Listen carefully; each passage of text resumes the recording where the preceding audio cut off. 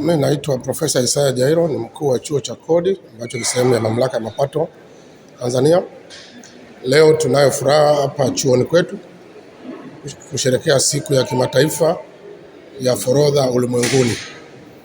Masuala ya forodha ni masuala ya kimataifa, lakini pia masuala ya forodha katika mamlaka ya mapato tunaendesha kwa kushirikiana na Jumuiya ya Afrika Mashariki. Siku hii ni siku muhimu sana ya kuweza kukumbuka na kukumbushana kazi za forodha na umuhimu wake katika jamii.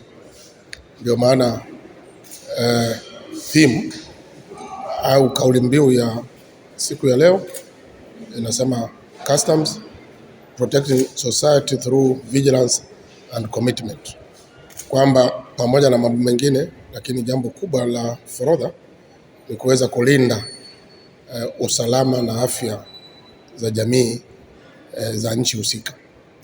Kwa hiyo tumeanza hii sherehe tangu jana kwa upande wa mamlaka ya mapato kwa kutembea kilomita 5 na kufanya bonanza la michezo, lakini siku ya leo tumefanya ndani ya chuo cha kodi kwa kushirikisha wanafunzi na walimu na wadau wengine kuweza kupata mawasilisho na maswali na majibu na kuweza kukata keki kwa kufurahia kukumbuka siku hii.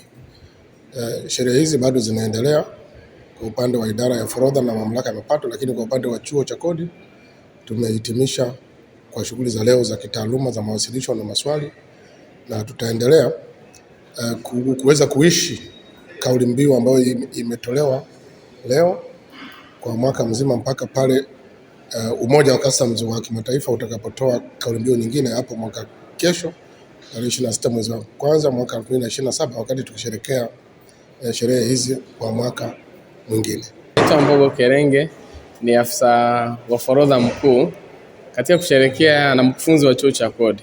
Katika kusherehekea siku hii ya forodha duniani, sisi kama chuo cha kodi tumeweza kuwa na mjadala unaohusiana na nafasi ya forodha katika kuweza kulinda jamii, na tulijaribu kuwa tuna mjadala wetu mkubwa ulikuwa umejikita kwenye himaya ya forodha ya pamoja, lakini pia na vituo vya pamoja vya mpakani vile ambavyo tunavyo, na tukaangalia nafasi yake katika kulinda jamii yetu. Tumejaribu kuelezea jinsi ambavyo kwamba vituo hivi vinasaidia kwamba ukaguzi wa pamoja. Unapofika pale unakuta idara za forodha kutoka nchi jirani zinakuwa pamoja, zinakagua kwa pamoja, lakini pia wadau mbalimbali wale wengine tunaita kama TBS, TMDA, polisi, uhamiaji wanakuwa pale kwa pamoja, wanasaidia sana kulinda jamii. Kwa sababu kwa mfano huko nyuma vituo vilikuwa vikifanya ukaguzi tofauti, ulikuwa unajikuta mzigo unaweza ukawa umetajwa Kenya unaingia Tanzania, baadaye hapa katikati ukapotea. Lakini kwa sababu sasa hivi mzigo unaoingia upande wa nchi inayoingia ndio unaohusika kukagua na wale wadau wote, sio rahisi mzigo kupotea tena. Lakini wadau hao wengine kama TBS, afya wanapokuwa pamoja kwenye ukaguzi na watu wa forodha, inakuwa rahisi sana kama kuna kitu ambacho hakijafuata masharti na taratibu zilizowekwa kukataliwa kwa pamoja, mnaona wote nchi husika na nchi iliyoleta mzigo, inasaidia. Lakini pia bidhaa ambazo kwa muda mwingine zinaingia hazina ubora, ni rahisi sasa hivi kwa sababu mnaenda wote pamoja, kama ni polisi wanaona na inakuwa rahisi. Lakini pia imeongeza uwazi wa kwamba isije kuonekana muda mwingine wanasema Customs ndio walipitisha, sisi polisi hatukuhusu. Hapana, kwa mfumo huu wote tunakuwa pale tunakubaliana mzigo unaingia. Kwa hiyo jamii inalindwa, lakini mapato ya nchi pia tumeona yakiongezeka kutokana na ukaguzi wa pamoja, kwa sababu pia unalinda kama nilivyosema mwanzoni, muda mwingine ulikuwa unashangaa vitu upande wa pili vimetangazwa kuingia nchi fulani idadi kadhaa, lakini vinavyoingia upande wa pili hata thamani ilikuwa muda mwingine inabadilishwa, lakini kwa sasa hivi tunaona vinaingia kwa pamoja, na imesaidia hata movement ile tunasema kutembea kwa mizigo kutoka mpaka mmoja kuingia mpaka mwingine, inakuwa vikwazo vya katikati hapa vimekuwa havipo. Kwa hiyo umeona tumejaribu kujadili na wanafunzi wetu hapa, wameelewa na wamechangia. Kwa hiyo tumesherehekea vizuri siku yetu. Asante. Majina naitwa Mary Ruhala. Mimi ni naibu mkuu idara ya mafunzo ya forodha. Siku hii ya leo imekuwa ni siku nzuri. Wanafunzi wameweza kujifunza mambo mbalimbali kuhusiana na masuala ya forodha, hasa kwenye maeneo ya single customs territory na one stop border post.